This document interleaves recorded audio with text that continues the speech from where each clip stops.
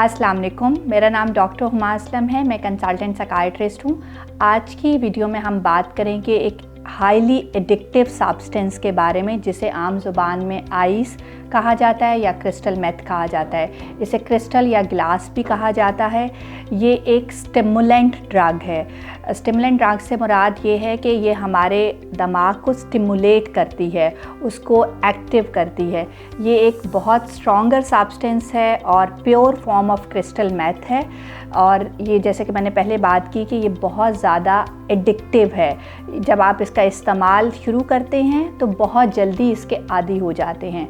अगर देखा जाए ये किस तरह ली जाती है, ये या तो स्मोक की जाती है या स्नॉट की जाती है या फिर इसको इंजेक्ट किया जाता है या इसको स्वेलो किया जाता है, इसको मुंह के रास्ते लिया जाता है। अगर स्मोक किया जाता है तो नाक के रास्ते अगर लिया जाता है, स्मोक किया जाता है तो इमीडिएटली इसका इफ़ेक्ट आना शुरू हो जाता है। इंजेक्ट किया जाता है तो 15 से 30 सेकंड में इसका इफ़ेक्ट आना शुरू हो जाता है। अगर हम इसको मुंह के रास्ते लेते हैं तो 15 से 20 मिनट लगते हैं इसका इफ़ेक्ट आने में। और अगर हम इसको स्नॉट करते हैं तो 3 से 5 मिनट में इसका इफ़ेक्ट आ जाता है। इसका इफ़ेक्ट बहुत जल्दी आ जाता है। अगर इसके इफ़ेक्ट्स पे बात की जाए तो ये हमारे दिमाग में कुछ मूड रेगुलेटिंग केमिकल्स होते हैं जिसमें मेनली ये डोपामीन बढ़ाती है, सेरोटोनिन बढ़ाती है और नॉरएपिनेफ्रिन बढ़ाती है। ये तीनों केमिकल जब हमारे ब्रेन में बढ़ते हैं तो बहुत ज़्यादा खुशी का एहसास होता है, इंसान बहुत ज़्यादा खुद एतमादी महसूस कर रहा होता है, बहुत ज़्यादा एनर्जेटिक और अलर्टनेस का एहसास होता है, दिमाग जागा हुआ होता है, बड़े बड़े मंसूबे आ रहे होते हैं, बड़ा एक्टिव और एनर्जेटिक महसूस हो रहा होता है।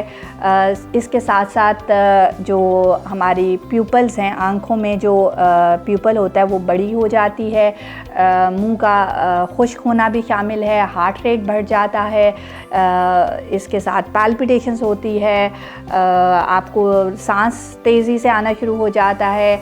अगर इसकी ओवरडोज़ कर ली जाए, इसको ज़्यादा मिक़दार में ले लिया जाए क्योंकि इसका इफ़ेक्ट बहुत जल्दी आ जाता है, तो अगर ज़्यादा मिक़दार में ले लिया जाए तो बहुत ज़्यादा एनर्जी जब बहुत ज़्यादा होती है तो वो एग्रेशन में चेंज हो जाती है। बहुत ज़्यादा गुस्सा, माइंड काम करना छोड़ जाता है, कन्फ्यूजन हो जाती है, बंदा बेहोश हो सकता है, फिट्स पड़ सकते हैं, हार्ट अटैक या स्ट्रोक हो सकता है क्योंकि दिल तेज़ तेज़ धड़क रहा होता है तो उसकी वजह से हार्ट अटैक या स्ट्रोक होने के चांसेस भी होते हैं। जैसा कि मैंने बात की कि आइस का इफ़ेक्ट बहुत जल्दी आ जाता है, तो ये वीन ऑफ जब होती है, जब जिस्म से निकलती है तो फिर कुछ मसले मसाइल आते हैं। उसमें नींद ख़राब हो जाती है, सर में दर्द होती है, गुस्सा आता है, ऐसे लगता है कि लोग आपके ख़िलाफ़ हो रहे हैं, आपको नुकसान पहुँचाना चाहते हैं, लोगों के बारे में मनफी जज्बात आते हैं। और अगर इसको लंबे अरसे तक इस्तेमाल किया जाए तो ये हमारी एपेटाइट कम करती है, भूख कम करती है, उसकी वजह से वेट लॉस हो सकता है। यानी कि ये जो लोग आइस का लंबे अरसे से इस्तेमाल कर रहे होते हैं वो बड़े थिन, लीन से, पतले से, सिग्निफिकेंट वेट लॉस होता है, चीज़ों पे कंसंट्रेशन नहीं रहती, कुछ एंग्जाइटी के सिम्टम्स आना शुरू हो जाते हैं जैसे दिल की धड़कन तेज़ हो रही है, सांस लेने में मुश्किल हो रही है, पट्ठों में खिंचाव है, कंसंट्रेट नहीं हो रहा, नींद के मसले हैं, इरिटेबिलिटी है, गुस्सा आ रहा है, एजिटेशन है। इसके साथ साथ हाथों में ट्रेमर्स आना शुरू हो जाते हैं, स्वेटिंग होती है, पसीना आता है और जिस्म का कोई हिस्सा सुन्न होना शुरू हो जाता है। इस तरह की अलामात आती हैं।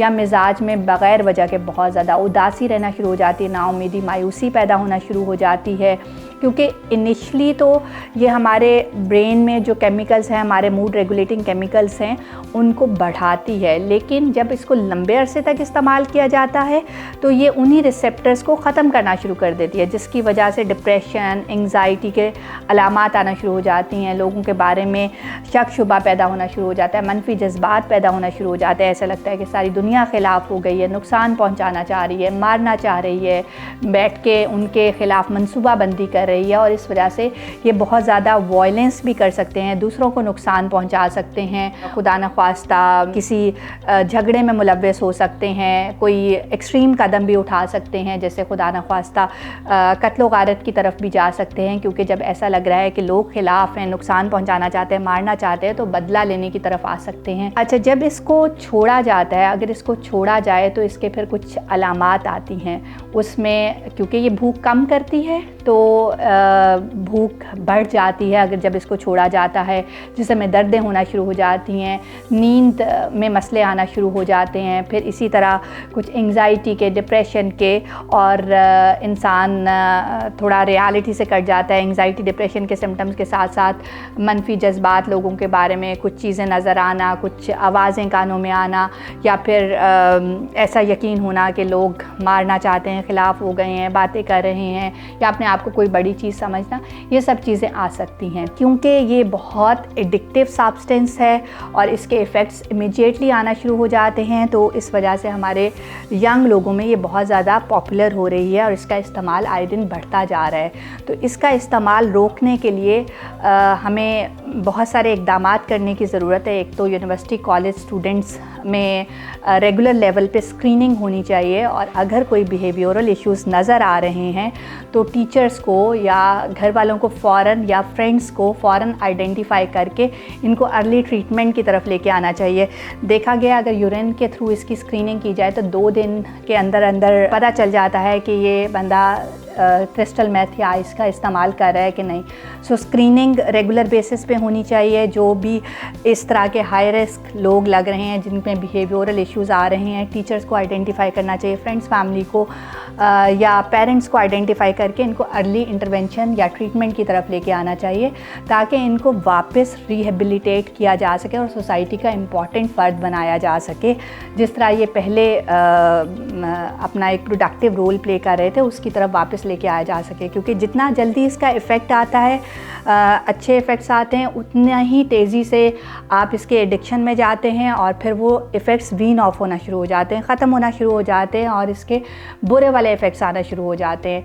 इसलिए इससे पहली बात तो ये कि इसके बारे में अवेयरनेस क्रिएट की जाए, इसके बारे में बताया जाए कि ये कितना हार्मफुल सब्सटेंस है और कितना जल्दी इसके एडिक्शन में जा सकते हैं, इसलिए इसे बचना कितना ज़रूरी है।